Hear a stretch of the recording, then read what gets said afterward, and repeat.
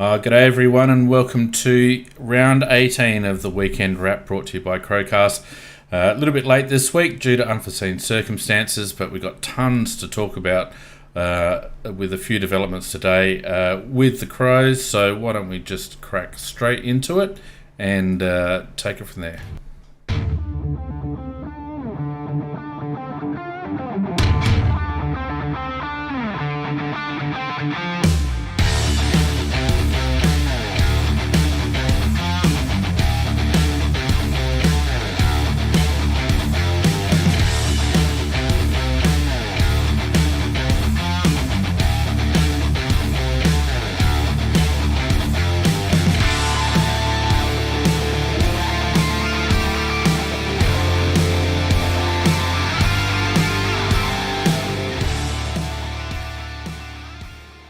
G'day everyone and welcome to round 18 of the weekend wrap, the final edition of the weekend wrap for the regular season.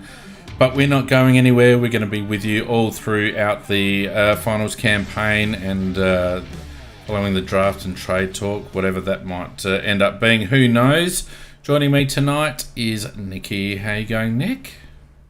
I'm going very well for a Tuesday night. For a Tuesday night, that's good. It's a bit of deja vu. Yeah, it is a bit, isn't it? It's back a bit old school. I must apologise to you, Nick, as well, because Macca's not here and your face, or Macca's face, is over your name. So I'll just quickly swap that over because I'd hate to offend. I'd hate to offend Nat Macca by Yeah, definitely, he would be offended. Yeah, so there we go.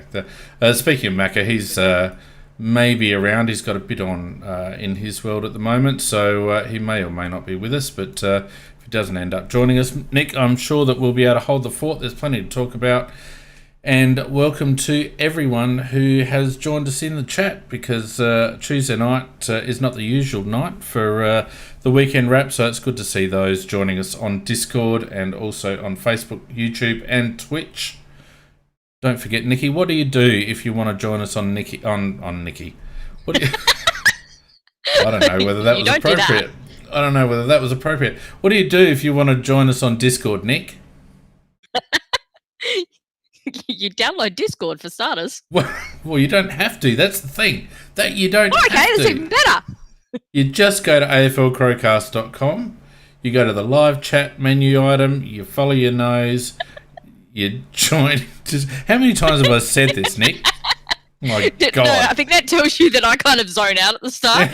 Oh, really? Yeah. So look, you just go to aflcrowcast.com.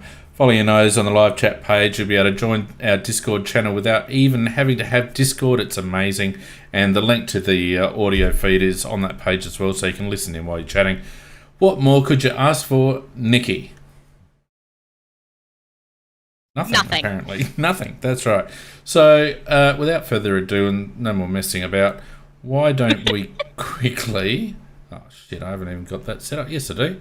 Why don't we quickly just have a brief look at the weekend's results, because whilst we're out of the picture, there's still a bit of footy going on, and I guess we should bloody talk about it, shouldn't we?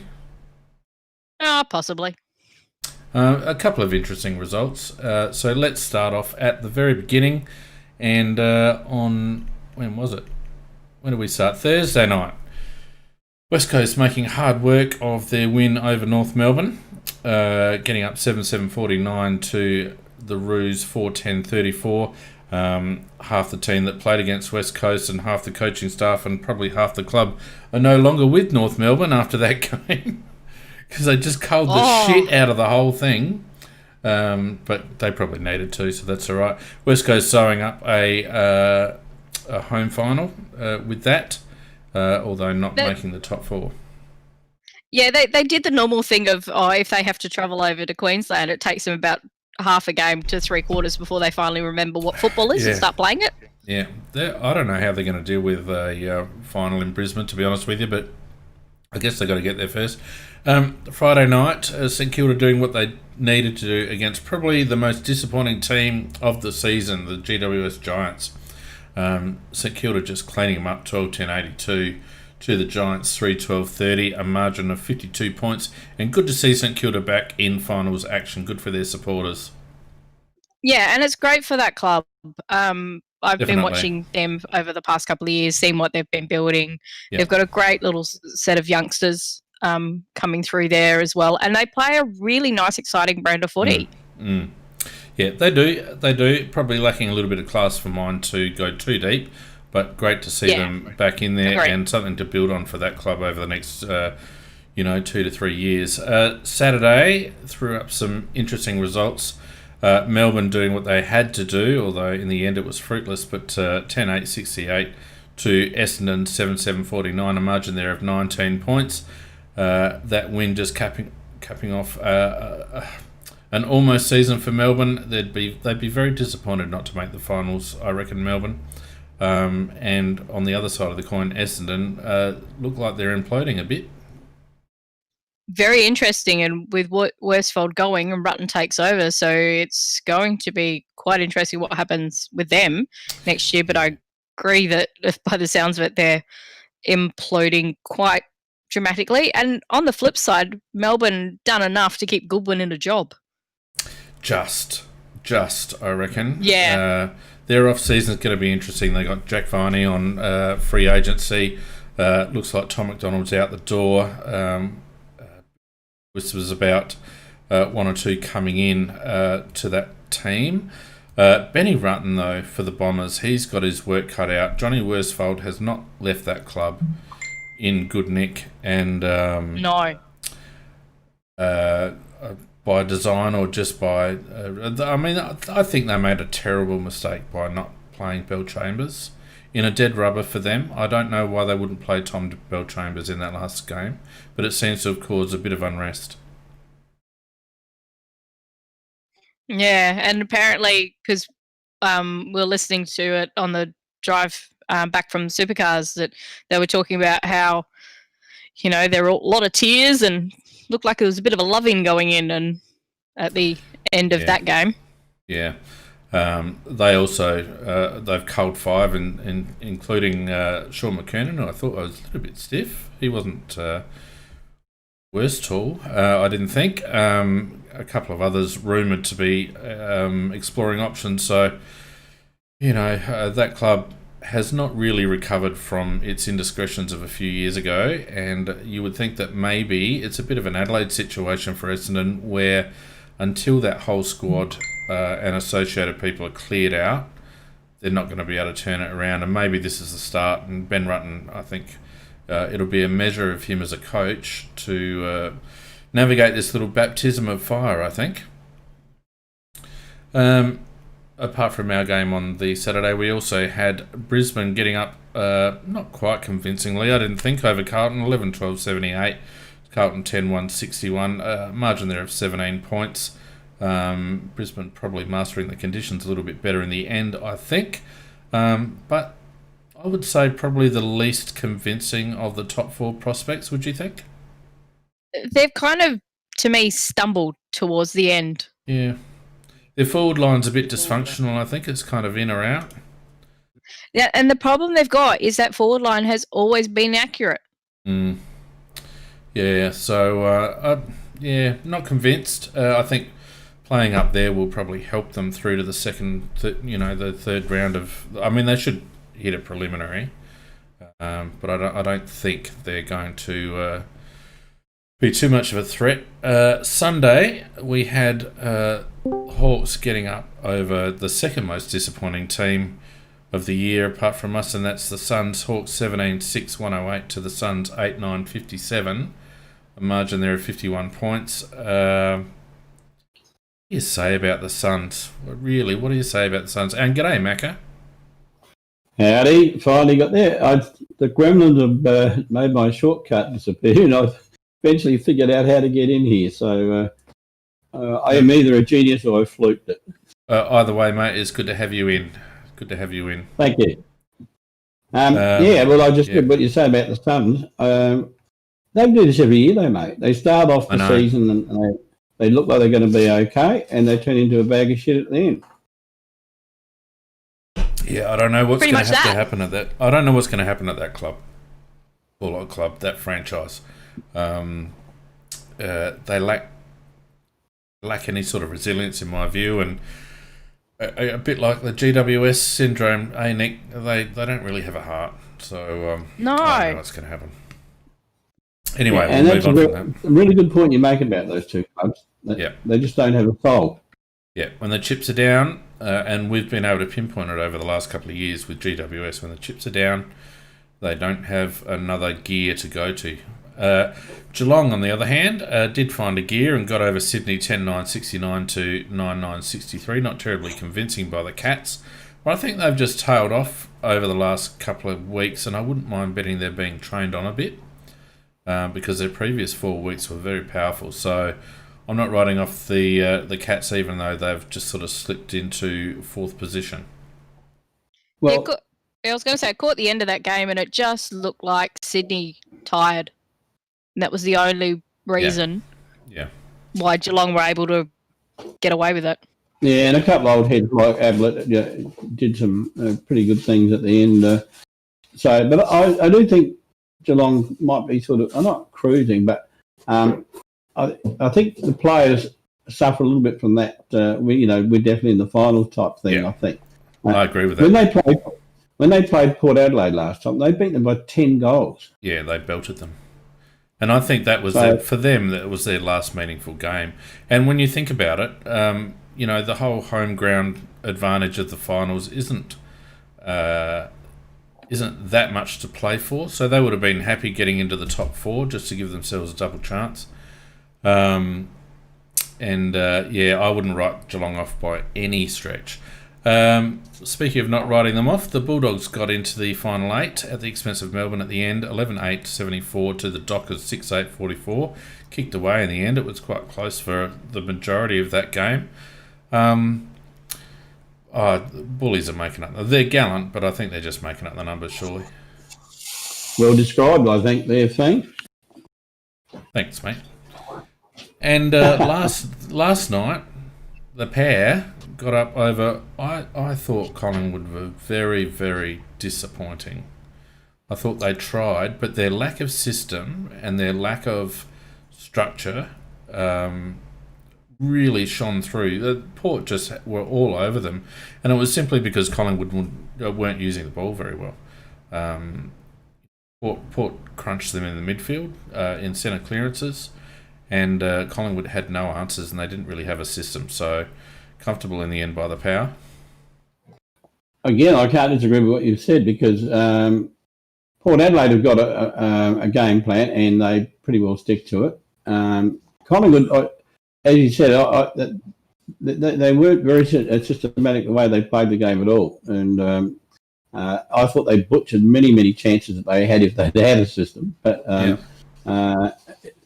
no, they're just making up the numbers, Collingwood. Agreed. Nick, did you see that last night? Nope. Well, we'll move on. I just looked at it and thought, oh, God, this is going to be a Port win. Easy. It was a very important game for me, though, because that was going to decide whether I won Dream Team or not, and I did. So another grand game to the profit. Again? What's that, 3 years in a row, Mac? That is. Wow. There was 18-team competition, so it was pretty good. That is very impressive. Yeah, came home with a wet sail and took the grand at the end. Very impressive, very impressive. Congratulations. Now, listen, there was some talk of a double-header grand or 2 finals in Adelaide over this first week coming up after or around about the long weekend, but they decided on St Kilda being able to play at the Gabba. Not using Metricon, which is probably an indictment on Metricon more than anything else. So after the bye, pre-finals bye, we've got Port v Geelong, which will be a belter, I think, on the Thursday night at Adelaide Oval. On the Friday night, we've got Brisbane against Richmond, which I think will give us a very big insight into where Brisbane are at, because I think Richmond are absolutely cherry ripe at the moment. And then on the Sunday, we've got the Saints v the Bulldogs. I would personally expect the Saints to get up in that one. And then the West Coast versus Collingwood over in WA. A bit of a tough one. Collingwood aren't going that well. West Coast are not really going that well. Normally you'd say it's over there, but Collingwood travelled to Perth pretty well, so could be the one that might provide an upset, maybe.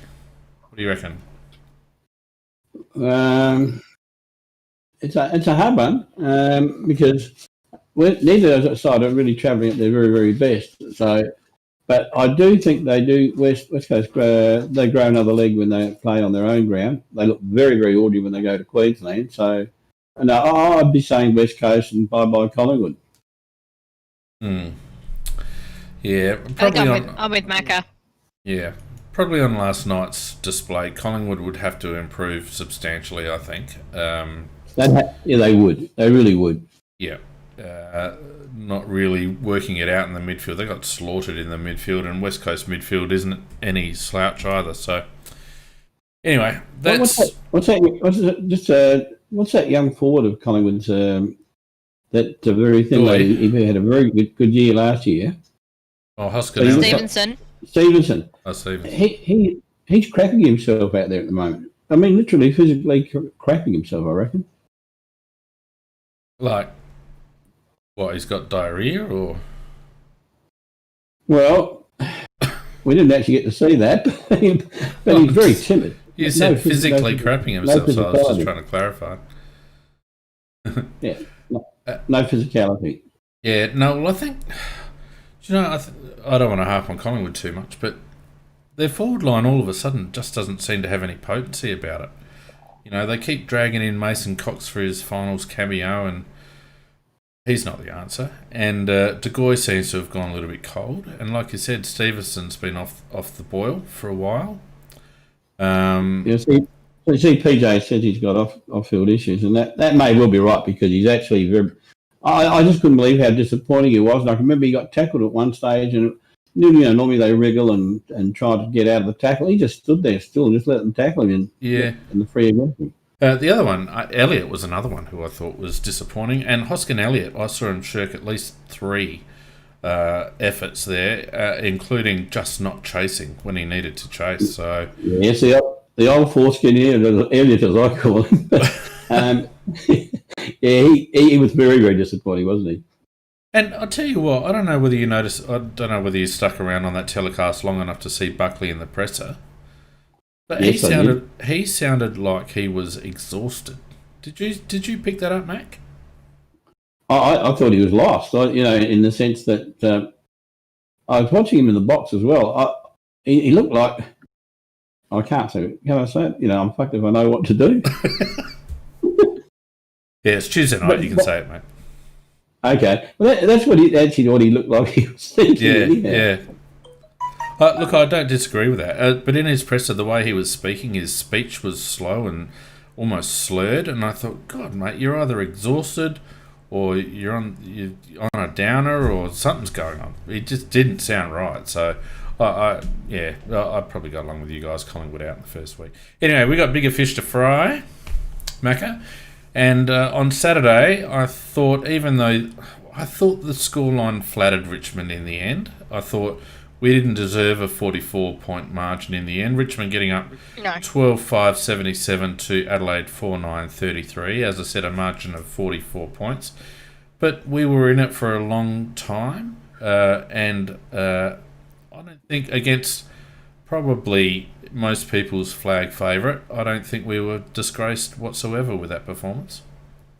I saw the game in 2 halves. And the first half, if I remember rightly, was something like about 4 to 6 goals, something along that line. Yeah. But I thought that we had opportunities that we absolutely destroyed that should have been goals. And I think we should have actually gone in with maybe a 1 to 2 goal lead at half time, and that's pretty good against a team of that quality. And I thought our midfielders at that stage were doing reasonably well, and there was the way we moved the ball in was not too bad.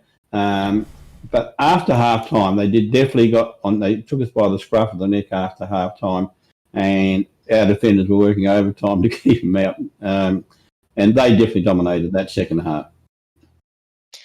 We brought the pressure that I wanted to see, and we lost, which is what I wanted to happen. Well, you're right on both counts there, Nick. But what I also, I mean, it's not a good thing, but I liked it in a way, was the fact that our midfield actually did get their asses kicked in that centre bounce. They did. Because they went back. They went back to not moving, and they got Nikki, shown you are a good judge. Midfield that would just run at the ball. You are a good judge. I've actually, and that's what I wanted to see, because we've had 3 great games. Yep. But we still have problems, and what it does is, yes, we finished off the season fairly well, but we've still got things to work on, and that's our main problem. Yep. You've preempted some video that I'm going to show a little bit later. Yay! And it's the first, I think it's 5 centre contests, and it's an absolute stark difference to what we've seen over the last month from the Crows. A stark difference. And it seemed to me that our midfielders conceded, basically. They conceded that they weren't going to be as intense as Richmond. They conceded that they weren't going to be first to contests as much as Richmond. And so they went back to that bloody scragging crap. And they didn't follow their players through the contest. They didn't stay in the contest long enough. And Richmond would just, those first 5 contests in the first quarter, and I could have gone through the whole bloody thing, but I didn't need to, because those first couple of contests set the tone, and that was it. So I'll show those a little bit later when we get to that part. But Nikki, excellent observation in my view. And just one other thing, Richmond most definitely have been to the Clarkson school, because our players were very much getting, particularly Shoal, 20 metres off the ball, they were dropping him to make sure he couldn't get to any contests. Oh yeah, they were playing quite physical. But yeah, 20 metres off the ball is a free kick.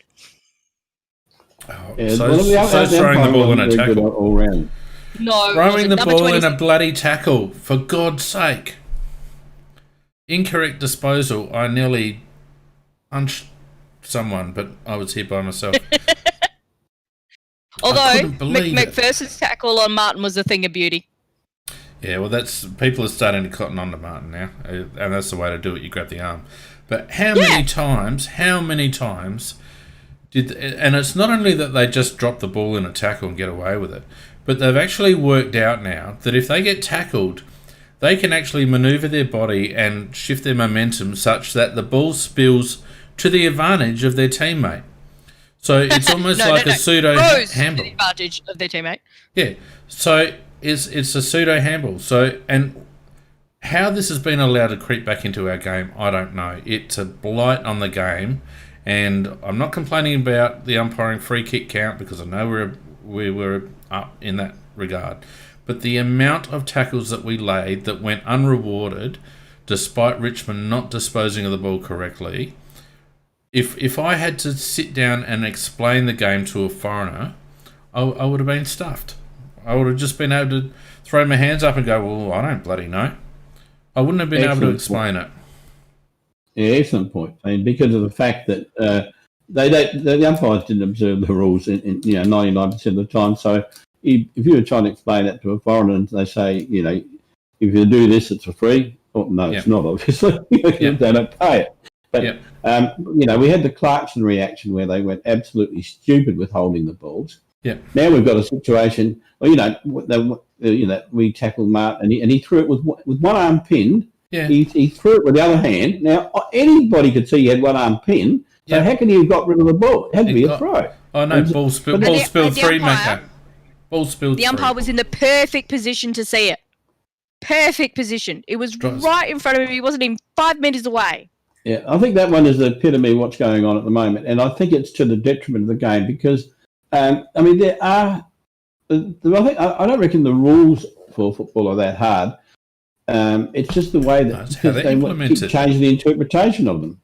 It's because the AFL manipulate the rules to provide a quote-unquote product. if you go back and watch go and watch a SANFL game on 7 Mate, I'm not saying that the umpiring in the SANFL is awesome, because often it's not great either. But the difference between SANFL umpiring and AFL umpiring is that they are trying to officiate a game of football rather than massage a product. And so you don't get this rubbish of, it needs to be a free-flowing game and all that sort of stuff. The umpires may have a bad game, but at least they are trying to officiate a game of football rather than massage a product. And if the AFL keep going like this, they're going to start losing people, because it's just... I found it difficult to watch at times. And this is not... I'm not having a rant. It didn't cost us the game or anything like that. And if Richmond can get away with it, just the same as Hawthorn used to get away with it, then good luck to them. Because it's not up to... It's up to the clubs to play to the whistle. And if they can get away with stuff, go for it. But it's up to the umpiring department and the AFL to preserve the game, and they're just not doing it at the moment. Well, quite honestly, they've actually lost me, because I used to watch almost every game, every round. This year, no. I've started to watch some games. I get so annoyed at how bad the skills are and how horrible the football is, but also how bad the umpiring is. And somebody who was trained by the SANFL as an umpire, I know what they should be doing, and it just frustrates the hell out of me. That they're being told to go to the wrong position and they're umpiring not to the rule of law. Well, taking a situation that Theme was talking about, manufacturing a product, no doubt that's correct, because there's something that's really bugging me that's just came in the last 3 weeks. I haven't heard any commentator talk about it. But say, for example, I'm playing there and I get a free kick and I've been incorrectly tackled, and the ball's just lying next to, there's no play on, anything like that. What has happened in the last 3 weeks? Any old member of the team grabs the ball and plays on with it, not the bloke that the free was against. I'm not talking about in a real flow-on situation. We're talking about where it might have been in a pack, and it's come to an absolute halt, and the guy's there is trying to get himself up, and his teammate just walks across, grabs the ball, and just runs off with it, and they call play on. Now, how can he have the ball when it's not his free kick? I agree with you, Macca. That has crept in. It's just, again, like we were saying, it's just manufacturing a product. It's poor umpiring, and the AFL don't seem to care, and it's ruining the game. And I'm with you, Nick. I don't watch very many games anymore that don't involve the Crows, or at least, not a blockbuster. I'd never sit down and watch... like the Western Bulldogs St Kilda game on the weekend, there's no way that I'll watch that game, because it'll just be, how Western Bulldogs play. They're very much like Richmond. They'll just bloody throw the ball at every opportunity. That's true. It's true. Anyway, the other thing that really gets up my goat, just on the umpiring last comment, is this 50 metres for being inside the zone. I mean, seriously. So, we've got all these things where people get their heads knocked off, throwing one-handed and all the rest of it, and nothing happens. And yet some poor little somebody toddles past a metre closer than he should have been, and it's a 50-metre penalty. Drives me nuts. Agree with you, Macca. There's a ton of stuff that you'd think to yourself, that's just common sense. It's just logic. Why don't they apply logic? But it all gets back down to how they want people to perceive the game. Anyway, let's all bow down to Stephen Hawking, because apparently he's the saviour, but he's really... Anyway, let's get back to the Crows-Richmond game. And the Crows had 40 more kicks, or 33 more kicks, or just... Hang on, let me start again. 33 more disposals than Richmond, but our handball count was up. Again, we were almost 1-to-1. 157 handballs to 119, whereas we were slightly behind Richmond in kicks, 173 to 177. So I think, I don't know whether you agree, my perception was that was indicative of the pressure that Richmond put us under, particularly in the second half. Yeah, I'd say that'd be right. Agree. Inside 50 is very lopsided, 34 to 57. No, they burnt the ball quite substantially. I don't think their forward entries were very good. Dusty Martin had a terrible night for disposal efficiency, and he had a few mates as well. So I don't think they were very efficient going into forward 50, but they certainly got it in there a lot more than what we did. You can see their efficiency, disposal efficiency for the match was under 70, a little bit below their season average. As I mentioned, their free kick count was heavily in our favour, but it could have been even more in our favour if they'd actually bloody paid things. Stoppage work, Riley O'Brien was a monster once again, but Richmond absolutely read him like a book. They didn't even worry about their ruckman. They did not. They rove to Rob all night, and they made sure they got to the hit zones before we did, and our blokes were slack, I thought, in the middle. Yeah, at this stage, Rob's got only a very limited variety of hit zones. And as you quite rightly said, Richmond didn't even bother one bit what their ruckman was doing. They would just position themselves and or run to where they know that Rob's going to hit it. They'd obviously studied him pretty well. Can I ask a question? I just want to ask a question without notice. How the hell did Riley O'Brien not get in the 40-man All-Australian squad? No idea. No, very good point. Excellent point. He deserves to be in there. He's been excellent this year, and he'll be our best and fairest. And I know, we're the bottom team, but he has beaten some very good ruckmen this year, and he held his own against the very best. They only put 2 ruckmen in.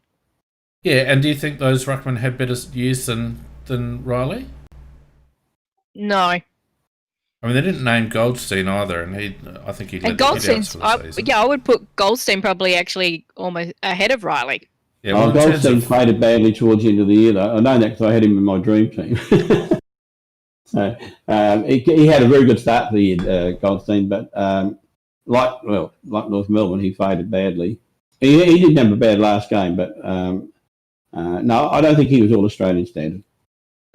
I think in terms of around the ground, I think Riley O'Brien was the best ruckman in the comp. That's my view. I agree. Wasn't effective always at stoppage, and that's his primary KPI, I understand. But around the ground, his work rate, his ability to take marks, and his ground level work, his clearance work, unmatched in the AFL in my opinion, and I really expected him to make the 40-man squad. And I think he deserved to. Anyway. So the only problem I'll tell you with him just is he looks a little bit unco, but his performance is not unco. You know, he just hasn't got that polish on him. But the end result is very, very good. Yeah. Here we go. Vardy Magic's put it up in the chat. So versus other ruckman, first in tackles, first in contested marks, first in intercepted marks, first in pressure acts, 4th in disposals, 5th in hit-outs, and 5th in hit-outs to advantage. Not bad for a team that finished bottom. Yeah, couldn't make the 40-man squad. Wowzers. Anyway, he won the hit-outs, 32-28. Clearances, we pretty much even, 29-28, but we did lose in the centre clearance, and we did claw our way back into it for a little while, but I felt that our clearance work went back to that hat kick out of stoppage and was therefore shallow out of centre and ineffective around the grounds, whereas I felt Richmond were far more effective, got more value for their clearances overall. Yeah, I think there's no argument against that. You've been very agreeable tonight, Matt. Well, you've been very, very intelligent tonight, mate. Thanks, mate. I'm on my second can, so that's probably why. Contested possessions, 127 to 122. Tuesday night, mind you. 127 to 122 contested possessions. I think that highlights the fact that there was nothing wrong with our endeavour. I felt like we tried our guts out, and we certainly tried to match them around the ground in general play, but we lacked the class. 190 to 171 uncontested possessions. I think again, you couple that with the handball count that we had, and I think that's indicative of the fact that we were going sideways and backwards quite a bit, because Richmond applied a fair amount of frontal pressure. Is that the way you guys saw it? Yeah, very much so. Yeah. No, Yes.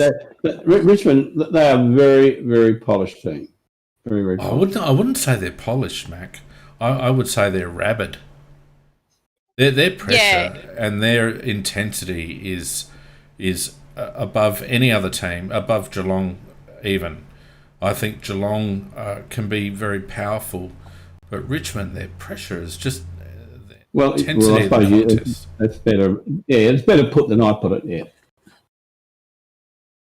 Nick, what's going on? I'm not used to this. The way that they do it in that flow. As soon as there's a sniff of a possibility of a turnover, they just break. Yeah, and they're all forward of the contest. They all run forward. They've got such confidence in their teammates' ability to get the ball, and they all know that when the ball's in dispute, very rarely will you see Richmond go backwards out of that disputed situation. It will always go forward. It'll be a hat kick or a tap on or a rushed handball or whatever. It's always going to go forward. So they all just run forward of the contest. Yeah, they do. They're very good at it too. And that's how they get their free players, because most other teams are waiting to see which way the ball is going to go as a 50-50. Exactly. They're stuck ball watching. Exactly. But you've got to have a high level of intensity for that to work on the regular basis, because if you're not winning those 50-50 contests, then all of a sudden you look like a bunch of idiots because you'll run ahead of the ball and the ball's going the other way. So yes, they do run ahead of the ball and they chance their arm a bit, but by God, they win a lot of those 50-50 contests too. That's all down to their intensity, in my view. Turnovers pretty even. Both teams are a little bit wasteful, I thought, with the ball at times. March 67 to 77, indicative of the fact that Richmond kicked the ball a hell of a lot more than we did. Marks inside 50. I felt we again, it shows if the quality of our midfield work is down, look what happens. Our ability to take marks inside forward 50 diminishes. And that's what happened. We only took 5 for the match compared to Richmond's 14 marks. Oh, shit. Mac is just playing some sort of porn in the background, but that's all right, Mac. No, sorry, I hit the wrong button there, mate. but it woke you up, didn't it? What was that? Like the Naked Mardi Gras, or what? Which one was that? No, I was trying to close something off. Yeah, I bet you were. Bet you were. Mrs. Macker just walked in the room. Oh shit. What have we got here? Yeah, I'd love to see the stat. Brodie might be able to help us out. I'd love to see the stat of how many goals or how many scores Richmond kicked from marks inside forward 50. Because 14 for the match is a big number. A lot. 14 for the match is a big number. Contested marks overall, we actually won that, and I felt that was probably because we weren't too bad behind the ball. So across half-back, I think we took a few contested marks. There was some really great work from our defence. Oh, our defence, given the flood of ball coming in, Mac? So go, Mac. No, I reckon, and particularly our younger boys stood up very well, under that particular pressure. I thought, young McPherson and Lockie Scholl, of course, he performed very well again. And I think they're the bright spark for the future, I think, because that pressure from Richmond is as good as you get, as you said, and they just keep it coming. It comes in waves, straight at you, non-stop. Yeah. So, I think overall, I think the defence didn't do a bad job because the problems were further upfield, and they're on the receiving end of it. Yeah, but have a look at these two stats. Tackles, 40 to 61, in a game where disposal or possession count was relatively even, and tackles inside 52 to 10 in favour, and therein lies a big illustration of just how intense Richmond are around the contest. It shows where you have to be if you want to be the best. And it shows that we've still got a long way to go. Yeah. Yeah. So, I mean, that's the head-to-head stuff. Look, I thought it was, as I said, I thought it was gallant overall by Adelaide. But at the end of the day, and I think I wrote this on Big Footy, I think it was just indicative of two teams that are at opposite ends of the cycle at the moment. Richmond are at the top of their cycle at the moment, whereas we're obviously at the bottom and rebuilding. And I think you couldn't doubt our endeavour, but we're just at opposite ends of that development cycle right now. Well, obviously so, because they're at the peak and we're at we're at the bottom. But, I think, all in all, when you look at it, it's been a pretty successful season because, and that might sound ridiculous, but and I say this in the sense that I think the people, not necessarily the club, but the people have forced the club successfully to do all the things that they should have done for a long, long time. They're making changes in the coaches, they're making changes in the players, they're making changes in the admin. And these are all things that probably should have happened a long time ago. And it's only really the pressure from the people at the end of last season that's caused the review and all this to happen. So from the point of view, yes, it's not the greatest of seasons in terms of wins, but I think it's been a great season for achieving what we should have been doing a long time ago. Yeah, agreed. And isn't it funny, we didn't need a review, according to the club, until public pressure from ourselves and others proved too much for the Crows to bear. And as a consequence, we've turned over our entire coaching staff. Obviously, for those that haven't heard, Mick Godden and Benny Hart been shown the door at the club today. And we've turned over half our bloody list. So, an all-new coaching panel. We've got a new general manager of footy ops, likely to have another senior appointment in the footy operations space, and we're going to have a new coaching panel. So not bad for a club that didn't need a review. That's the point I'm really getting at. And so from the point of view, it's when I say, and PJ said it hadn't been a successful season, but it might end up being the season we had to have. It is the season we had to have. And it's been the season that I think a lot of supporters have been calling, not all this, but all the changes are all what the people have been calling for a long time. And look, it's been done in stages. And poor old Nick, when you have a look what he's been surrounded with, and the circumstances which he's had to try and train an unfit team, you cannot judge the man at all badly on that. Well, let's put a pin in that. God, I hate that saying, but I'll use it. Let's put a pin in that and just finish off this game. There's a few comments that we can talk about at the end of this cast about what's going on at the moment. So let's have a look at some of the player stats right now. Matty Crouch had 30 touches, 10 and 20, so handball happy as usual for Matt. Only 3 clearances, which was disappointing, and only 221 metres gained. Did have 6 score involvements, so that wasn't too bad. 11 contested possessions. Not a bad game from Matt, but I didn't feel that he had as much impact on the game as perhaps previous weeks. He had a presence, but not an influence, if you like. He got the ball quite a lot, but he didn't influence the game. But he was okay. He gets a pass. What do you reckon, Nick? Yeah, there's the issues with the centre bounces, but around the ground, I actually thought he was actually effective, and he was quite proactive, and he was always looking forward, which is something we've been harping on for a long time. And with that pressure coming at him in his face, he was still wanting to try and move the ball on forward. So I was actually quietly happy with his game. Yeah, because of that. I'm going to just before we. What's that? Oh, sorry. I'm going to just show some of this vision while we're talking about centre clearances. While you're doing that, I just got to neg off and take a phone call, and I shall return. That's fine, Mac. All the best to that one. So Nick, I don't know whether you've got a screen up at the moment. I do. Yeah. So I'll just. We'll go back to that one. What was it?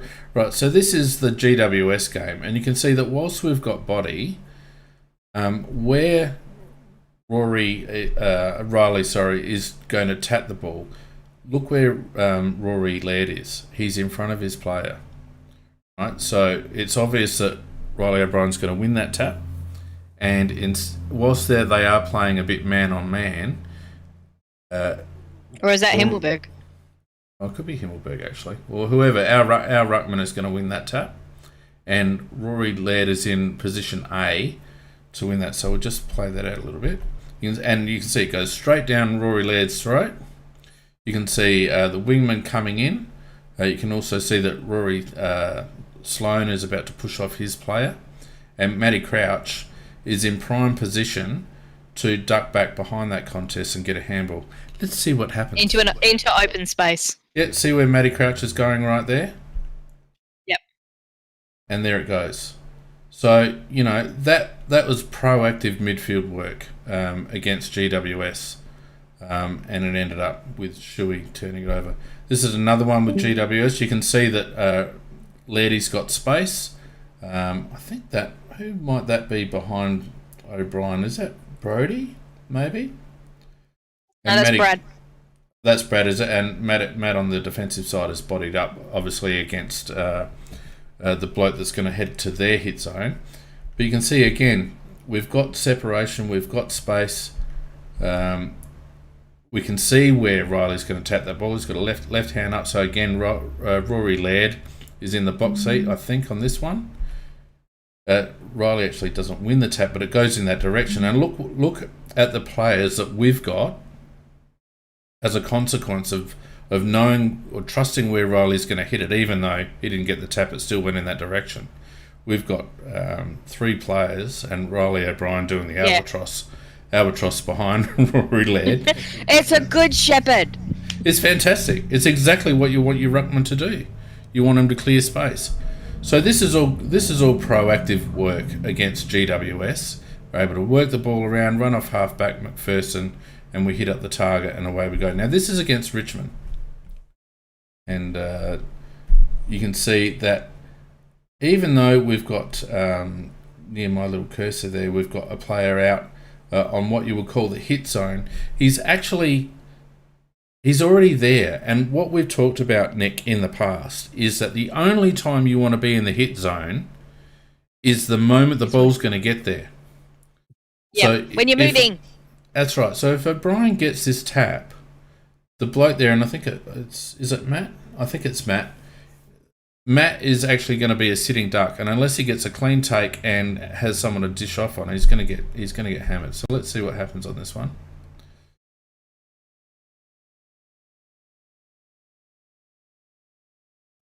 So you can see he's standing stationary right there, whereas I think that's it could even be Dusty behind Matty coming in. That guy's going to come in on the move. Now Richmond ended up winning the ruck, but back. Oh,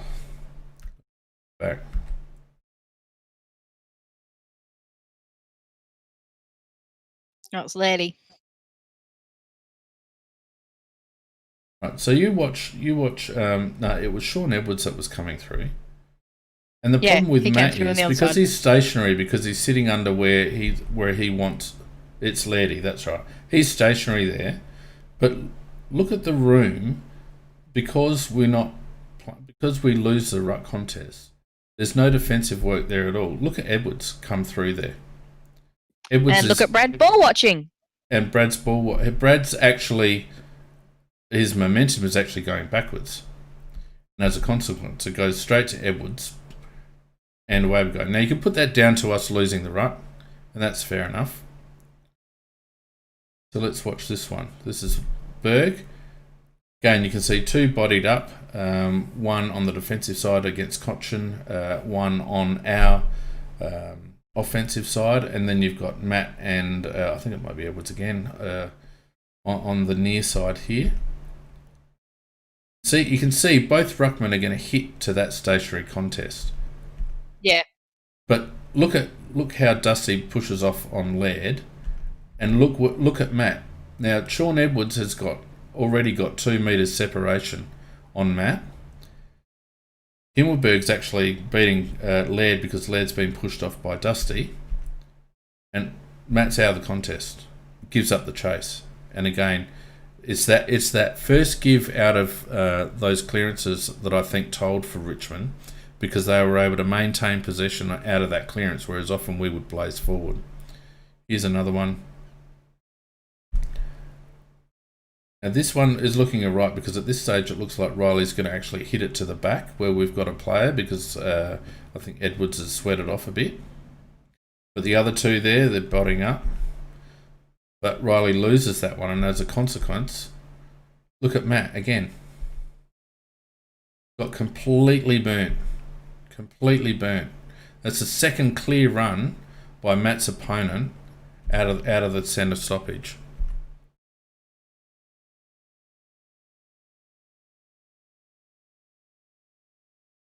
So Matt's on Cochin in from Hardigan though. Yeah, Matt's on Cochin in this one. But look where he starts. Look where Matt starts. And this is the difference. If you have a look at where our players are compared to when we played GWS, this is the clear difference. Even though we did body up against GWS a bit at times, we were always ruck side of the contest. But look where Richmond players have got us. Matt is behind his player. Rory's behind his player. And the guy on the other side, it could be Rory Laird, is everyone is out of position because Richmond are guarding that drop zone space. So when the ball gets tapped, in this case, Matty Crouch is out of position, and because he started behind, he's got no hope. And it's exactly what was happening at the start of the year. It's exactly the same setup. Yep. Starting too far behind and ball watching. That's right. So, it's a complete difference between what we were doing against GWS. Here's another one where we are not attack side of our opponents at that centre contest. So whilst the ball is going to come to Lairdy, it didn't make it there, and as a consequence, we are totally out of position. Brad's forced to make a tackle on Rory Laird's man because Rory Laird's man has come through. So Brad is immediately outnumbered 2-1. The ball gets dished off and out it goes. So they were the first 5 centre clearances of the game. And I think it was indicative of the fact that it felt to me like we conceded. It really did, Nick. And apologies, my camera seems to have just frozen, but that's okay. I don't know why, because I felt like we've been playing really well out of the middle. Were we trying to make sure that we lost the game? No. I think no. I honestly think it was down to our midfield just not having enough confidence in each other and in themselves. It was almost like like they conceded before the game even started, in my opinion. Which shows that there's still a bit of work to do in that midfield, because they could have matched Richmond in terms of intensity if they'd have been up for the fight. But the simple fact is they weren't up for the fight. They conceded straight up. So, anyway, back to individuals. Lairdy, speaking of Lairdy, had 28 touches, 14 and 14, which is a much better kick-to-handball ratio, than Matty Crouch. Only 2 tackles from Lairdy, 3 clearances, 406 metres gained, though, which was pretty good. He had 11 contested possessions, only 1 score involvement, and I don't know whether you recall last week how many score involvements Rory Laird had. He had quite a few. Exactly. So, when Richmond were able to curtail the influence of our midfielders such as Rory Laird, where else are our forward entries, where else are our score involvements going to come from? Our scoring chains got dried up because Richmond were able to curtail Laird, and to some degree Brad Crouch. I think Brad Crouch had a double-figure score involvements last week too, didn't he? He did. This week he was Yeah, Brad was down at disappointing. four score involvements, and we'll get to him in a minute. So, it really was a game, in my opinion, that was lost in the midfield. Yes, they had obviously more inside 50s and more scoring shots than we did. But at the end of the day, that was all down to, and apologies while I just get my camera sorted again. At the end of the day, that was simply because we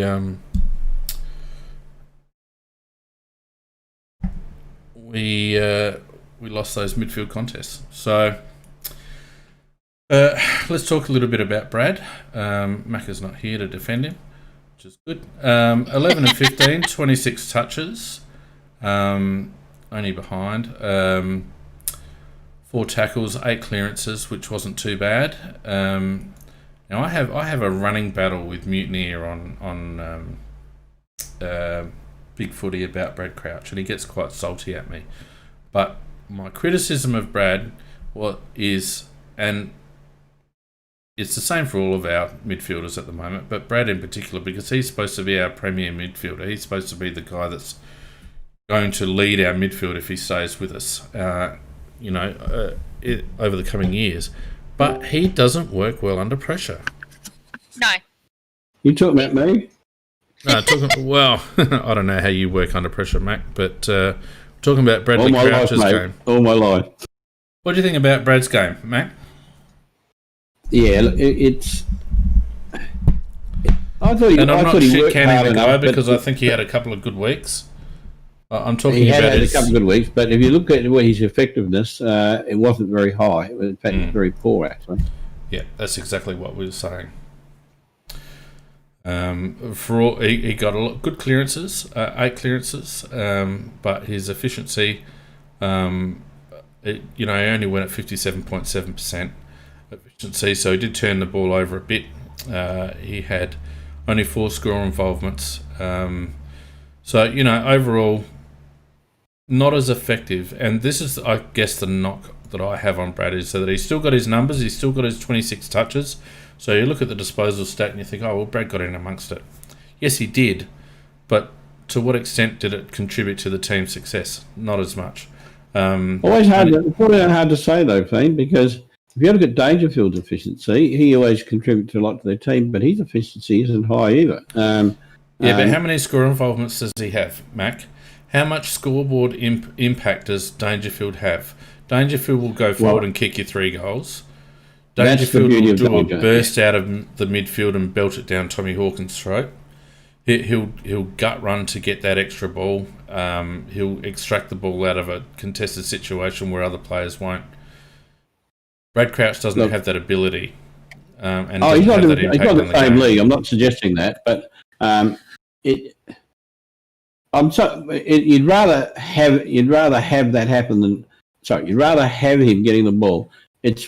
Whether it's possible to work on him being more efficient, and you have to be a little bit dubious about it because of the fact he's been here for 8 years, and that's in his 8th season. That's what we get.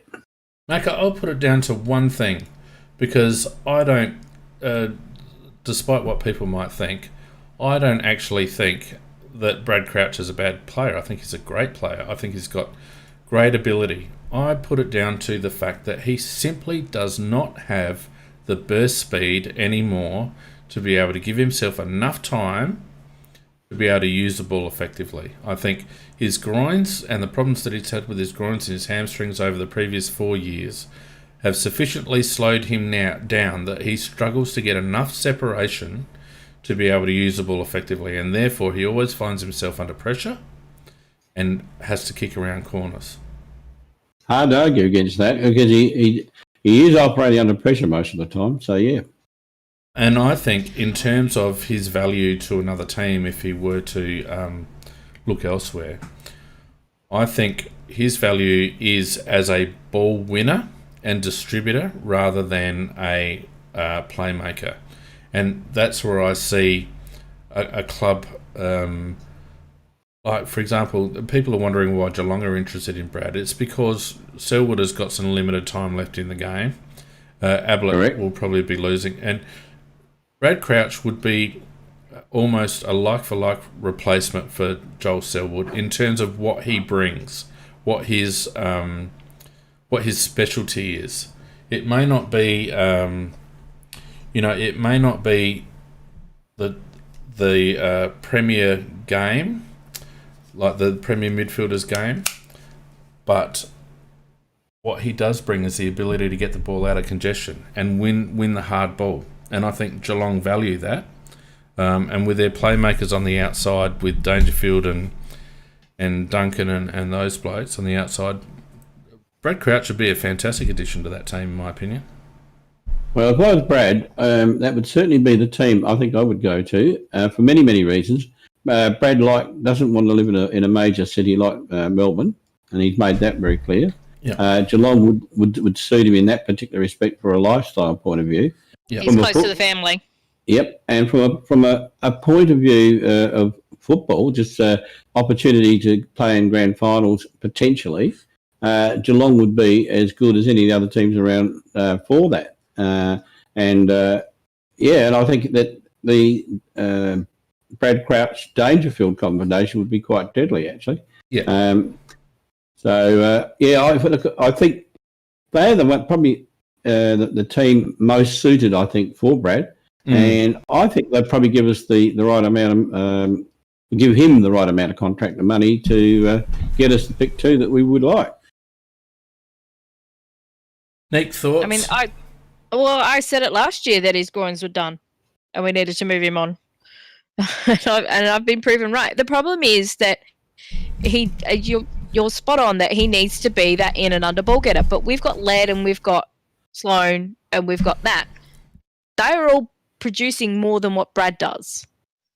And he just doesn't fit our team. And we do need to move him on and get the nice little compensation for him that should happen. Well, the issue is that if other teams see him the same way, then all of a sudden you start to wonder whether he's going to pull 700,000. Because one of the reasons that this conversation is even happening is because he wants the career paycheck, which is fine. He's entitled to that. And Geelong is stupid enough to do it. Well, the other thing though, Dean, you got to also take into account that the free agent compensation relates not to individual players but to what you've lost overall. So you've also got Atkins on top of that. So even if they thought that Brad was a little bit short of a first rounder, throwing the Atkins on top of it, because that's how they work it out, I think it would definitely push it to him into pick 2. Yeah. And I think that's the value from Geelong's point of view, is it's only going to cost them salary. It's not going to cost them picks. Correct. So it's a very simple transaction from that point of view. I can see a lot of value for Geelong in obtaining Brad Crouch. Sorry, I'm just trying to get on Twitch at the moment because there's a wanker on Twitch that I want to ban. So just keep talking for a minute while I get rid of him. Okay. But I think Brad would be quite useful for many clubs because of the very fact that you don't have to give draft picks to get him. He wants a decent salary, but if you were prepared to, and a lot of these teams are prepared to, North Melbourne have shown it, and Essendon, other teams have shown it, they're prepared to gamble and give players 5-year contracts. And so, if Brad was given a 4 or 5-year contract by any of the clubs, really, I think he'll probably get himself to the stage where we'd get picked 2. But with Atkins being added on top of that, I'm very, very confident we will get picked 2, presuming that Brad does leave. You see that way, Nick? Oh, yeah, completely. And he will fit in. He will balance out some other teams, and I don't have a problem with that because where we are and where we're situated, we do have to get rid of some what people would consider quality. He is very close to quite a number of the other players, and that's always a hard thing to do. But this is a footy club; it's a business. actually first and foremost now. We have to make those hard decisions. But I don't actually think it's that hard a decision. No, I don't think. And I think the footy club is really, they're really saying to Brad, we'd like to keep you, but we only want to give you so much. Well, and that's the thing. And I don't want to get hung up on this too long. I want to finish this off and then we can have a bit more of a chat about it. But that's the thing. For what Brad wants, he's no longer that player for us. He's a $600,000 workhorse for us, of which we have a few. We've got his brother and we've got Lairdy and, we've got a few of those workhorse in and under types. And those in and under types, whilst they're valuable, they're not worth 750,000. So he no longer fits the profile of the player that he was when we recruited him. He's no longer on that trajectory. So he might well get that at another club that needs that kind of player, but at the moment we don't. So that's the dilemma. Yeah, and we've been burnt by so many contracts, both to admin, not admin, but footy staff. Too long. And too many players. So, we're still playing. Well, this year we played two other players' salaries while they're playing for other clubs. So we're not going to take that gamble again with a player that's got dodgy groins. No, Geelong owe us. I don't think we can. Anyway, let's move on from that conversation just for now. Riley O'Brien, as I mentioned, had a monster game and I think showed that he's, in my view anyway, certainly one of the top three ruckmen in the AFL, and continuing on his trajectory, it'll be between him and Brodie Grundy as to who's the most valuable ruckman in the comp next year, but I thought he did really well. And he's probably the best ruckman. Sorry, is Max Gawn going to pass away or something? Max Gawn is a shadow of his former self, mate. Yeah. He's played with injury this year. Yeah, that's what I mean. But I think I don't think he's. Max Gawn has dropped off a long way. And what I like about O'Brien is that he's probably the best ruckman we've had since Sean Wren in terms of around the ground work. Absolutely, no argument. Yep. No, not one argument. His ability to drop back and take contested marks in defence, his engine, his desire, his work rate, all second to none. And, all power to him. I can't sing his praises. He's come from a long way back, Riley O'Brien. A long way back. As you said, he was ungainly. He was unfashionable. All those unwords. But you can't deny a bloke that just keeps going and going and going. And he's added, as well as work rate, he's added some effectiveness to his game in terms of his contested marking and his work at clearance. Yeah, that's unarguable. He'll win our best and fairest this year, and quite rightly so.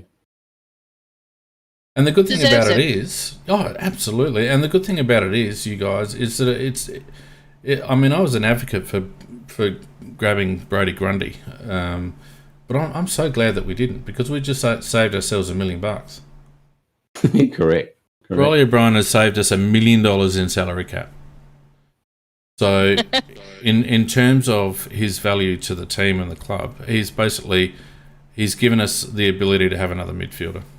So good on him. Can't speak highly enough. Lachie Scholl backed up his rising star not winning game with another good game. 19 disposals, 11 and 8. Had a big first quarter from memory. 6 marks, if you don't mind. 3 clearances as well. Gained us nearly 300 metres. He's really come on for a lad who doesn't have a lot of weight about him, and like you said, Mackie, he got targeted a little bit by Richmond. He's still, a little bit. Yeah, still was able to get 7 contested possessions, a couple of clearances, and a couple of score involvements. He's going to be something else, Lockie. I can't wait to see him running regularly off a wing. He'll be fantastic. Oh, that pass in the first quarter was once again superb. Oh yeah. No, he's going to be a very good player, as you say. He definitely needs some weight on him, and Pat Fogarty could take some of his off and give it to him, because he's got plenty on. But no, Not too much though, because we need his speed. But yeah, he's we were singing his praises for a long time after this year, after his performance in the SANFL. We were saying, well, not SANFL, but in the scratch matches, etc. And he said SANFL last year. Yeah, me talking about him last year. All last year, kept talking about it. Go play him. Nicky, we've got eyeballs to watch the telly as well. We actually thought that too. So you didn't see. Not all the games were on telly. No, but we were. Anyway, just move on, you two. Quite right. No, quite right. He's going to be a very good player for a long time. He's a beautiful two-sided player. He's got pace. He actually looks where he's going to kick the ball, and he knows how to get the ball. So he's going to be a good player. Yeah, fantastic replacement for Rory Atkins, and does the things that we wanted Rory Atkins to do, as well as the things that Rory Atkins did. So we always valued Rory's delivery. Lachie Shoal's got that. We always valued Rory's, at least initially, until he started being losing the plot. He was good in tight. In close quarters, Lachie is very good in close quarters. Additionally, Lachie will get his own ball. Lachie will go in and get the hard ball. And, they're the things that Rory Atkins didn't bring to the table. And I'm so glad that he's stepped up and taken his opportunity. D-Mac, I'm going to make a potentially a controversial comment here. I think it's been David McKay's best season. What do you reckon? It's not controversial. It's fact. It's absolute fact. In fact, the club is half considering giving him another year because, and probably not to be played every week, but to be a backup if one of the young lads falls over. Yeah, I think go on, Nick.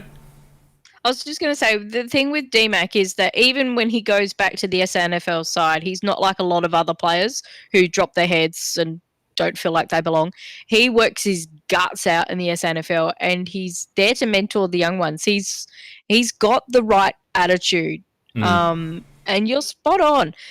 He's come in, done exactly what he's needed to do, and I think he has elevated his game a little bit, whereas we were talking at the start of the year just going, if D-Mac gets a game, we're really in trouble. Well, we were really in trouble. D-Mac got games, and he helped us get out of trouble. Yeah. I was very happy with his year. He had a good year.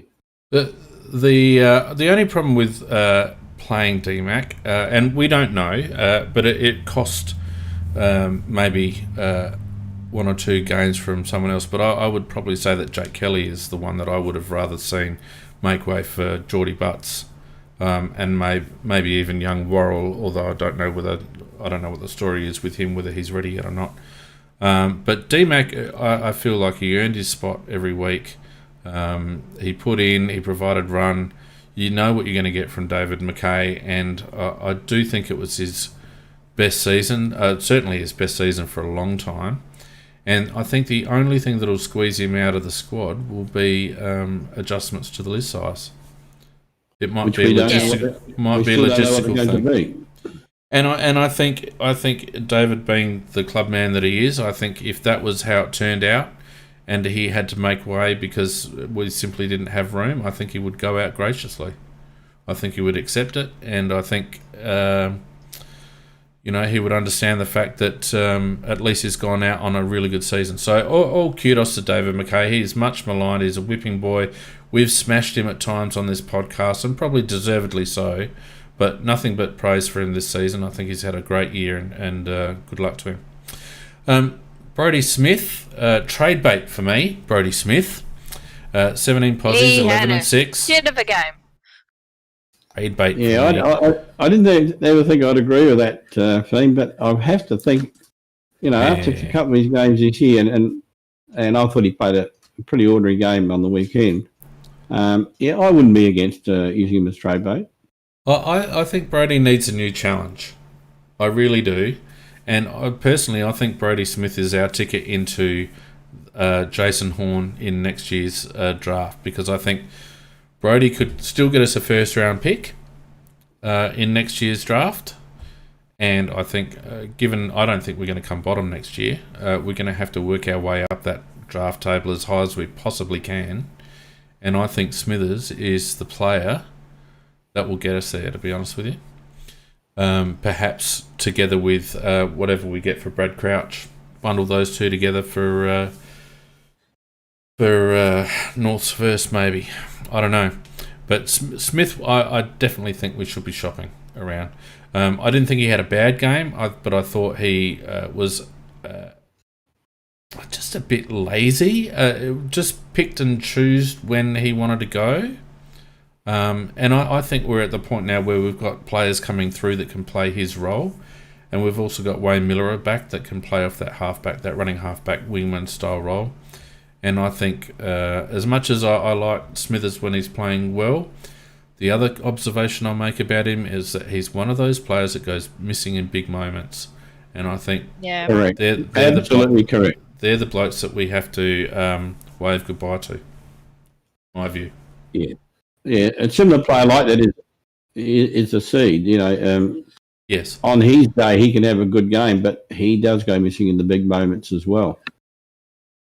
Yep. Seed won't have the value. Certainly Smithers, I reckon, would suit maybe a Hawthorn. Maybe a Carlton. Well, probably Hawthorn too, but certainly Carlton. Yeah, I think he's definitely the type of player that Hawthorn would look for. Yeah, well, Clarkson would like him, and Henderson's coming to the end of his run, and so is Isaac Smith. I reckon Carlton might be thinking about a running halfback now that they've lost Cade Simpson, because I reckon if they get Williams, they'll play him through the midfield. So they wouldn't mind Brodie Smith's run off halfback. Let's see what happens with Smithers. Benny Keys, I reckon he's tailed off over the last couple of games, but he's had a long season, Ben. Hasn't played this many senior games in a row ever in his AFL career. He's super fit. He's done really well. He's forced his way into the best 22. And whilst he was quiet against Richmond, although he had a negating role, I think, for much of it, he can be proud of his season, Benny Keys, I reckon. Yeah, he's had a good year. He wasn't his greatest game on the weekend, but he wasn't playing in his normal spot either. So, I'm really happy with his season, and and I don't know whether there's going to be rookies next year or not. There's some people say there'll be 38 plus 2, others say there won't be rookies.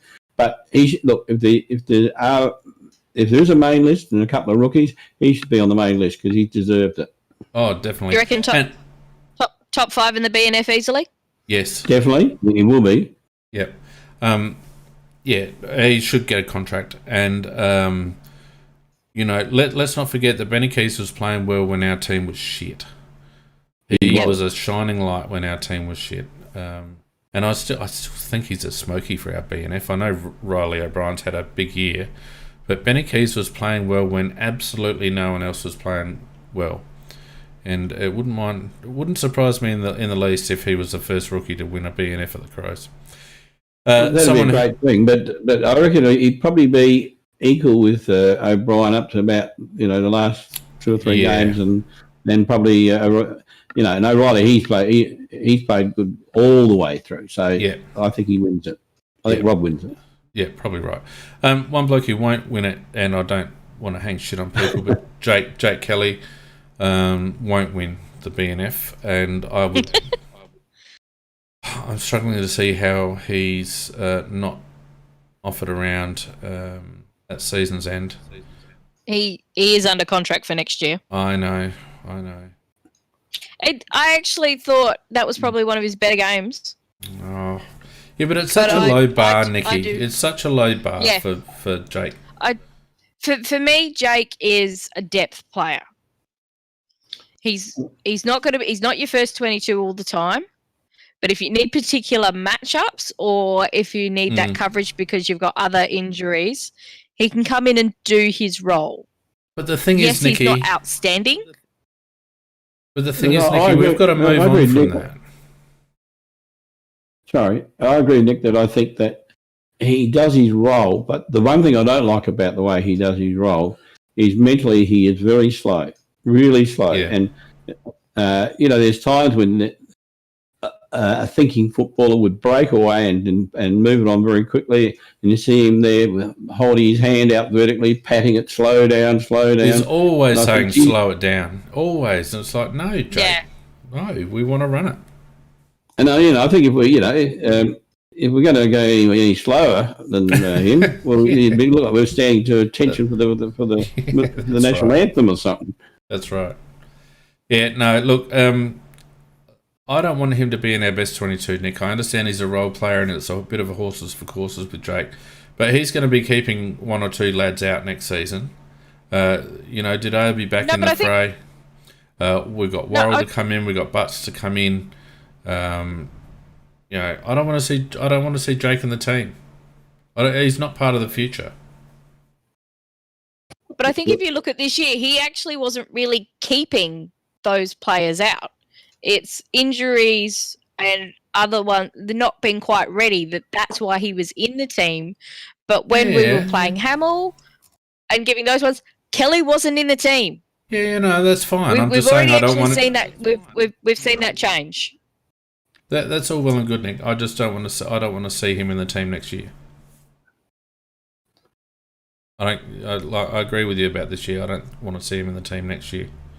He should be in case of emergency break glass if he's still on our list. Rory Sloane. I don't know about you guys. I reckon he's just been playing injured for most of the season and he's looking for the finish line.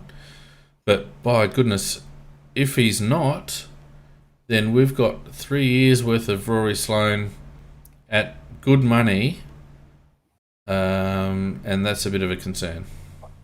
You stole my line in that last little bit because you'd hope he's playing injured because if this is the best that Rory can do, we've made a real shit of giving him that 5-year contract because there's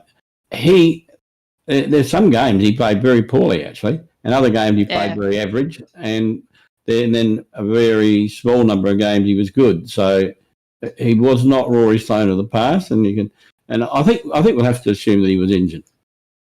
Well, he has had a number of injuries this year, and I think we've rushed him back in when we shouldn't have. It just looked like he hit a wall at the start of the year, and he hasn't been able to go through it. I don't know what's going on, whether it's his foot or whether it's his ankles or whatever, or his hip or whatever it was that he had, but something's going to have to change. Anyway, of the rest, Shea Macadam continued his good season. He's been a real bright light for the Crows during the season, and sewn up that medium third forward role, in my opinion. Pushed Ben Davis straight out of the equation, and Ben wasn't helped by his injury. But I can see Ben not being with us next year as a consequence of Shane's rise. I think you can bet on that. Absolutely bet on that. Yeah. Well, the other thing too is if the word's right that we're into Jackson Hately, I can see Jackson Hately playing that high half forward that Lynch plays, and rotating through the midfield as well. But that given that Benny Davis was probably being earmarked for that Lynch spot, I reckon Hately is a dead set cert for that spot if we get him. I think we'll get him, and I think we'll get him either very cheaply or for nothing because having the first pick in the pre-season draft, and even Mark Bickley said this on the radio that what you do is you offer pick 37. They'll want a lot more than pick 37, but you just hold firm and know we pick 37 or nothing, and then and you don't agree, and he just waltzes to us for free in the pre-season draft. So. I don't, and he only got 6 games with them this year. At times when they were really down on personnel, so I think he would be probably glad to come home. I think so, and I think they played him against us purely to show him off. He got dropped. I had exactly the same thoughts. Look, he's getting a tester. Yeah, he had a run and then he got dropped. McPherson's been a real solid find. In defence, he looks like he's played 150 games, Andrew McPherson. And I'm so pleased for the bloke, considering that all the trouble he had getting on the park. It's great to see him have a run of games. He looks great. He held Dusty when Dusty was forward, did really well. So good on Andy McPherson. Even the fog showed just a little bit. Second half. nice couple of lead-up marks, kicking through the ball. And Macca, you've been saying he's got to lose weight. I was having a look at him. I don't think he needs to lose weight. I think he needs to build fitness. He just looks like he's... Well, possibly the same thing. What I'd like him to be able to do is to run as good as a midfielder. So, and I actually heard Mark Rashudo make a comment very much along these lines that he believes that he's although he's a forward, he would like to see him build his tank so he could actually go in for 5-10 minute bursts into the middle because he believes with the right engine he could do that. And I do too. And but to do that, I think he has to lose a little bit of weight, not a lot, but a little. But he's also got to go and do a massive pre-season. And as I said, I think I said it last time. I'd even hire him a personal bloody trainer to make sure he did it so that he can come back and be the player that he should be. Well, I think we're going to see the measure of Darcy Fogarty in the way he fronts up next year, because if he fronts up unfit, in my opinion, he's done. He's been in our system for long enough. He knows that Tex is either out or just about out. He's got the perfect opportunity to make that forward line his own next year. And like you said, he needs a massive pre-season. And if he rocks up and he's not fit, and he has another sort of, almost start to the season like this year, I reckon he's gone. Kyle Hartigan, being serviceable, it'll be interesting to see whether he continues. Himmelberg continued his upwards trajectory. I think the second half of the season has been so promising. It's been really good to see. After being written off by yours truly, Harry Schoenberg's also shown us enough glimpses that he's going to be a star of the future. Am calling a future Brownlow medalist. Thank you very much. I must say that only Nicky Himmelberg thought that Himmelberg would be good. No. We all did. Me, Nick, Pete, and me, Nick, and Pete. But I jumped off. And I think, to be honest with you, I think that was just the kick up the arse that Himmelberg needed. I could picture him putting the headphones down after listening to a weekend rap and going, "Geez, I got to put my finger out." No, but that weekend rap. We said exactly what he was doing wrong. Yeah. What he needed to fix. Yeah. And what happened? He did exactly what we said. He did. Hi, Elliot. Yeah.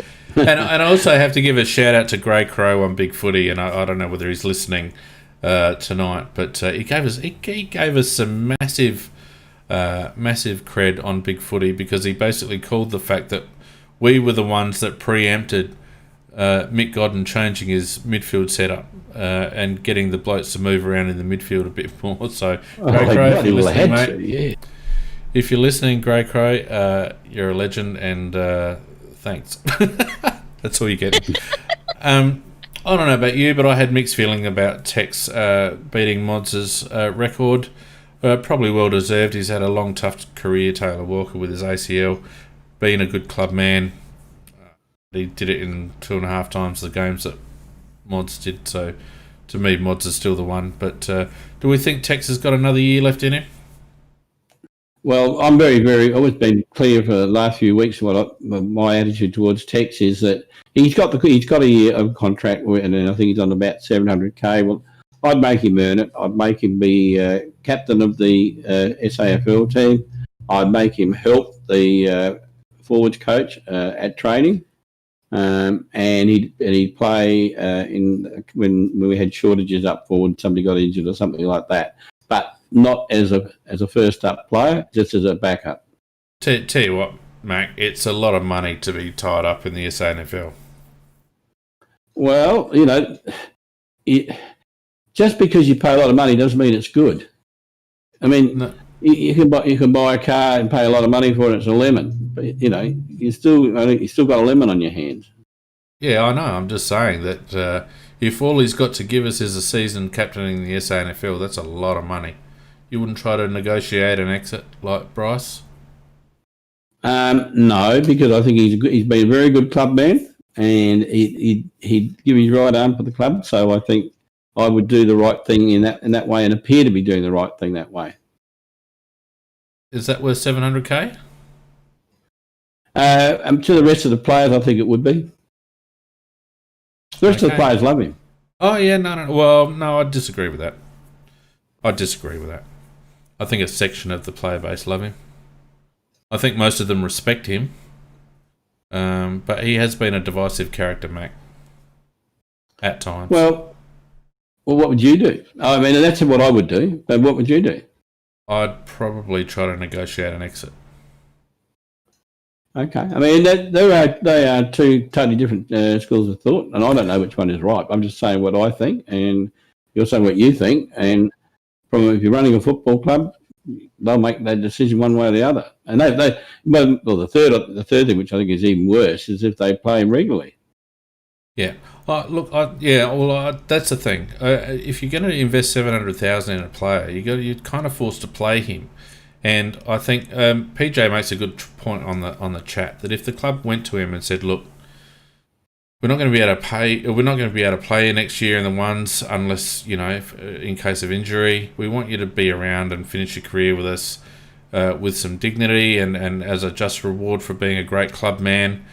But geez, we don't know whether we can give you 700. Would you take 5? I would be happy with that. I would be happy with him playing out his last season at 500k if he was playing in the twos. But at 700, mate, that's a lot of money running around in the seconds. Yeah, well, it's a tricky situation, and it is. Again, it just shows the problem you've got when you give a player when he's playing well at age 27, 28, and you give him or 26, 27, 28, you give him a 5-year contract. It's fine for about the first 3 years, but then you get to the last 2, and 9 times out of 10, it's a shitter. Yeah.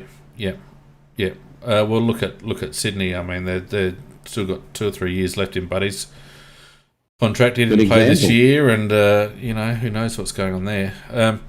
Tyson Stengel, I think, showed himself to be a decent replacement for Eddie. Hasn't got Eddie's wow factor, of course, but there was one time when he ran up from the forward line and put a tackle on, I don't think it was Martin, it was one of their midfielders, could have been Edwards, and forced a turnover that resulted in, I think it was Macadam. Was that Macadam's first goal?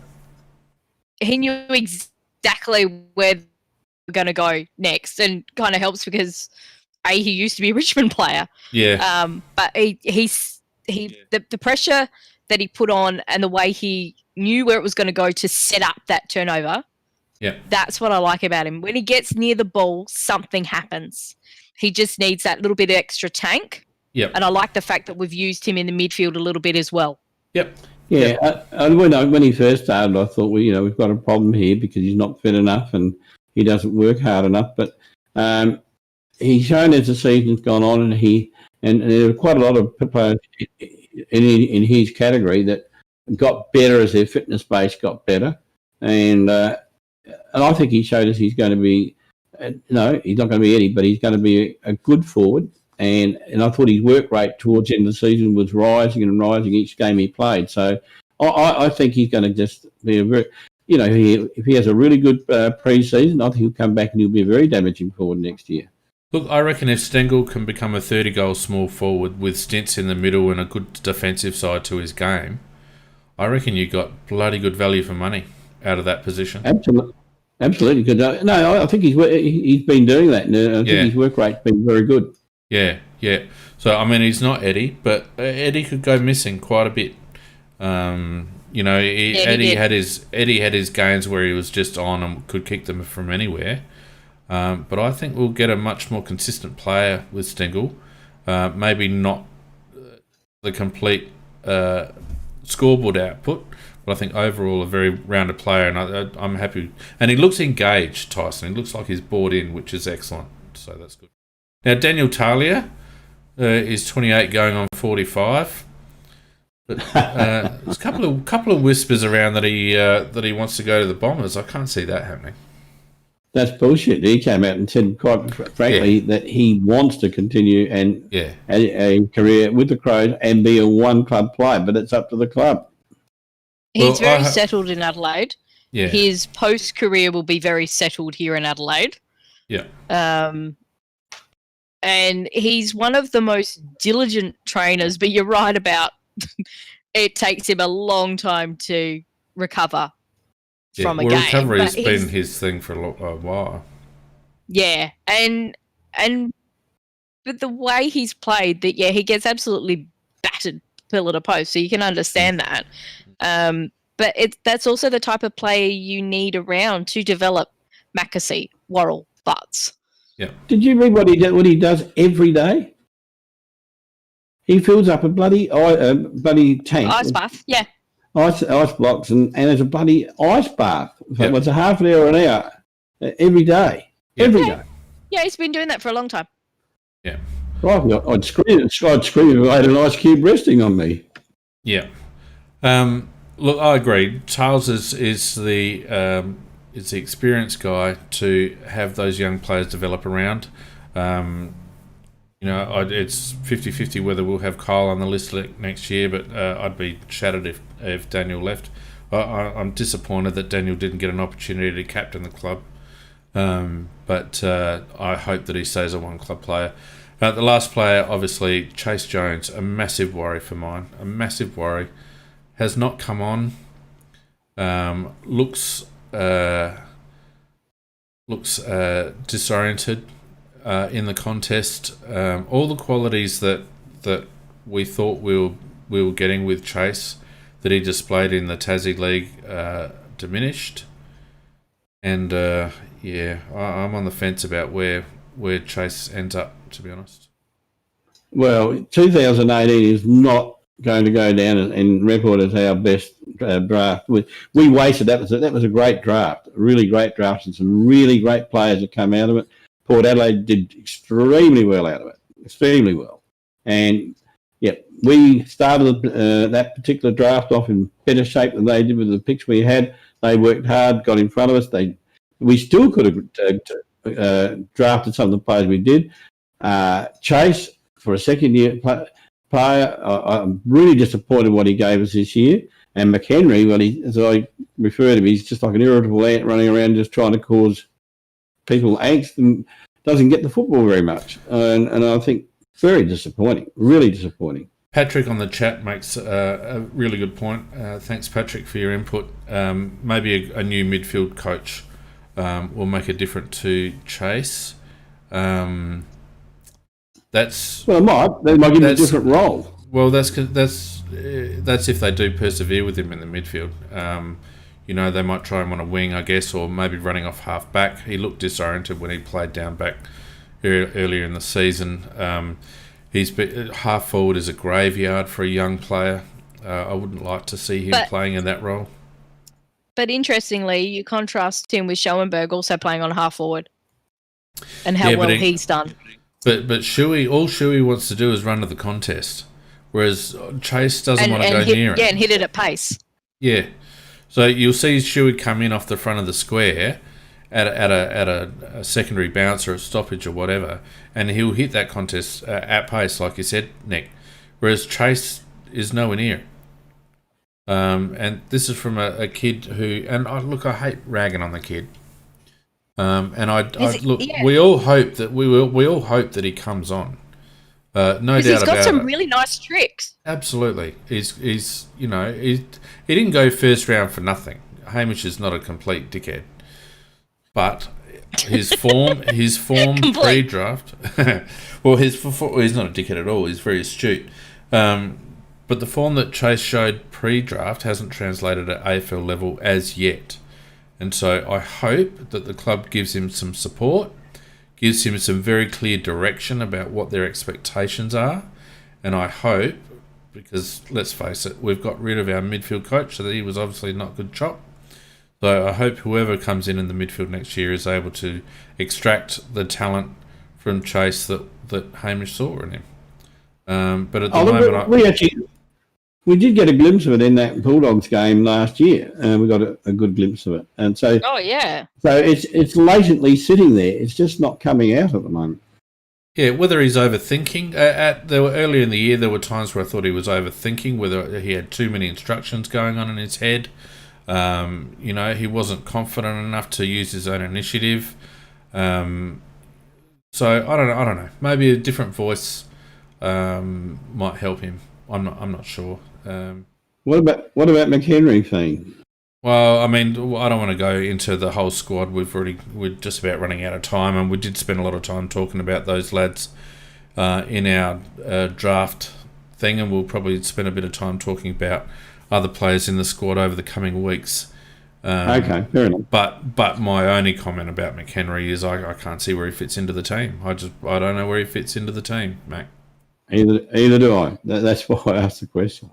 Yeah, I just considering the talent that's going to come into this team over the next 24 months, where does McHenry fit? He's not a small forward. We got small forward. He could be He's the in Luke and under Brown. midfielder, but we've already got them in Laird and Crouch. He's not big enough for that at AFL level, in my opinion, Nick. No.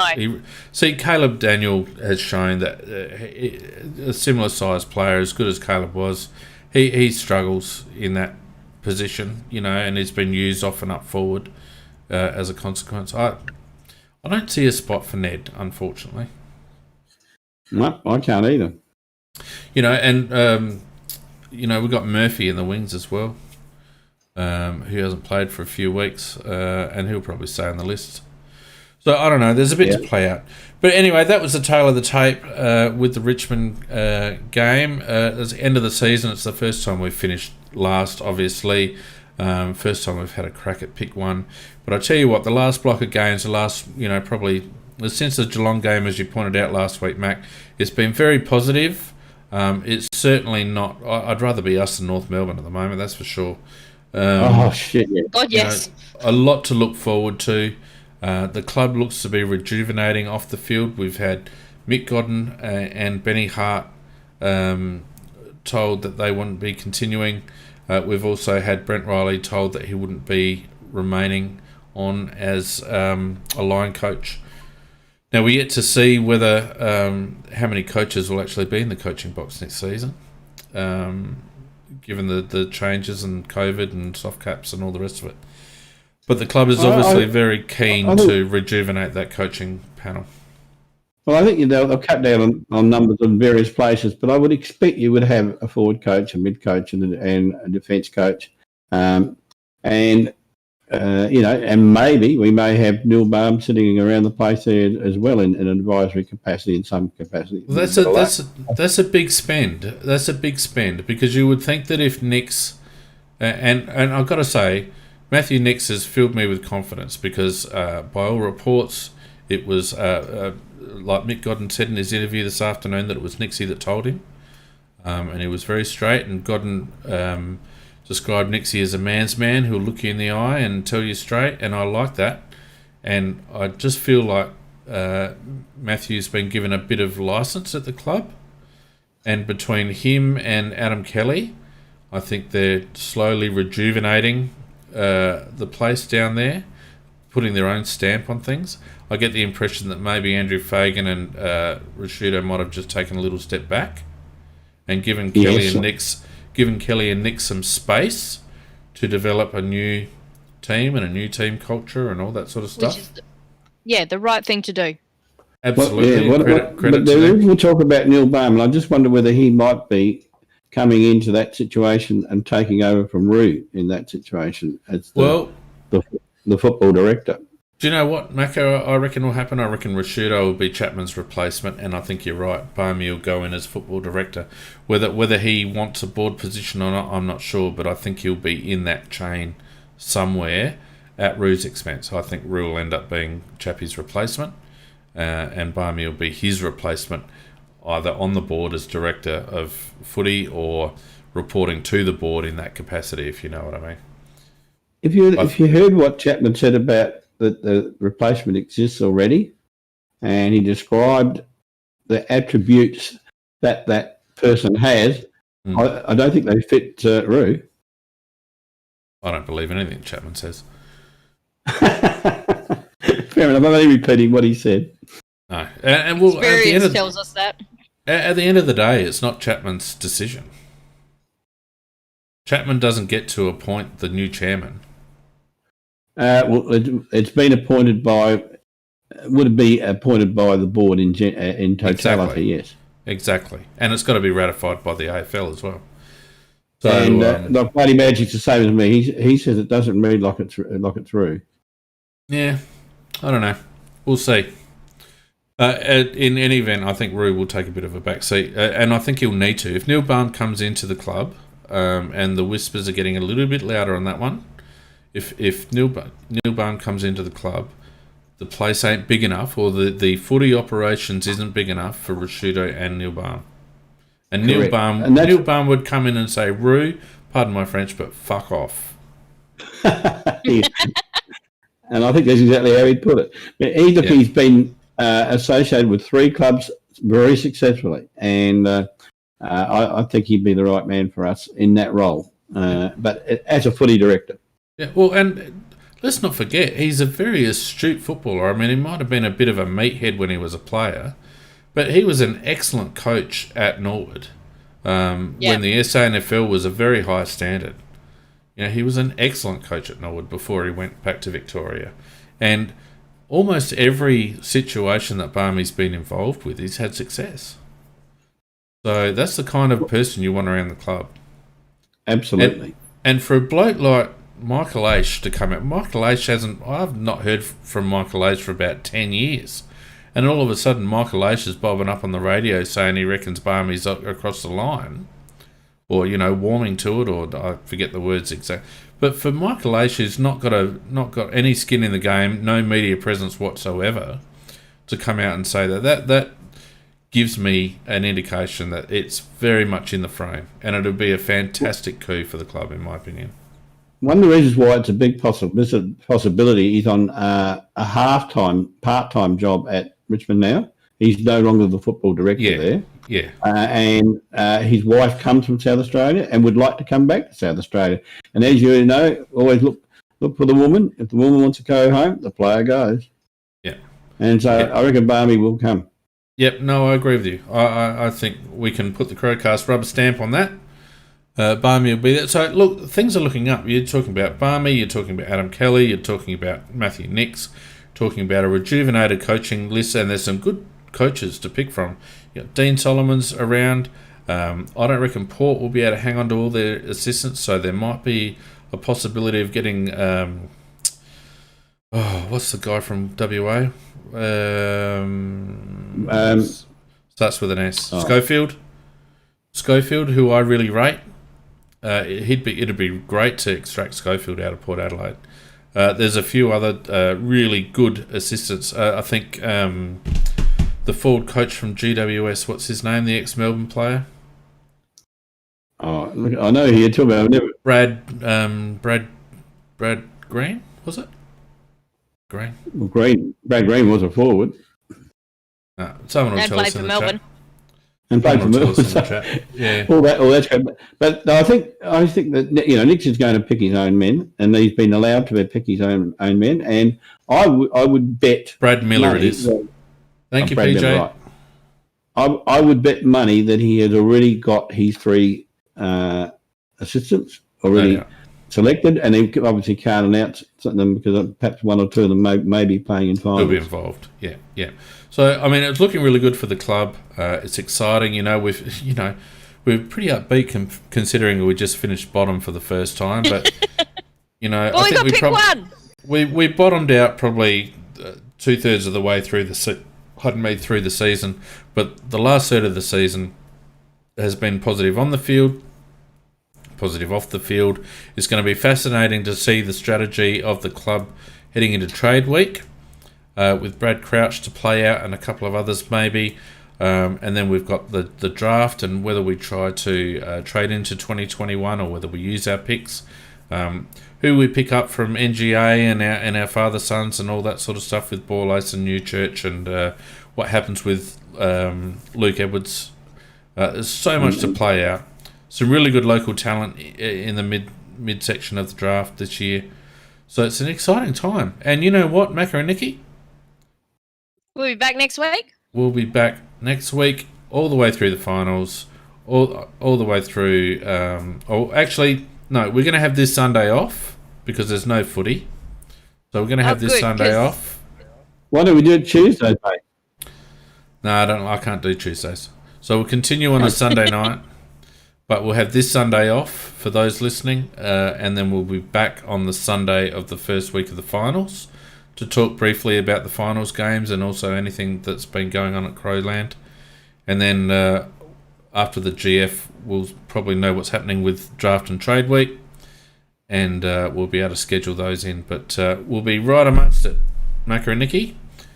Yep, and as you say, I reckon this is we had a lousy start to the year. The season finished okay, and we're going to have a really exciting interlude between now and next year, and getting ourselves to be at least a competitive team next year. And I think it's going to be quite exciting. I'm with you. I'm really excited about it. Yeah. Agreed. Well, thank you to everyone who has joined us tonight. It's been a good chat. It's been great to see everyone joining on Facebook and YouTube and Twitch and Discord, of course. So as I said, we'll take next Sunday off so you can all have a breather.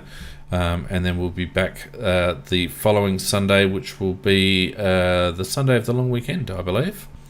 And we'll be talking about the finals, etc. Until then, Macca and Nikki, thank you very much for your company this evening. Pleasure. Welcome. And hang on, what am I? And thanks to everyone who's joined us on Discord. Don't forget you can follow us on Patreon.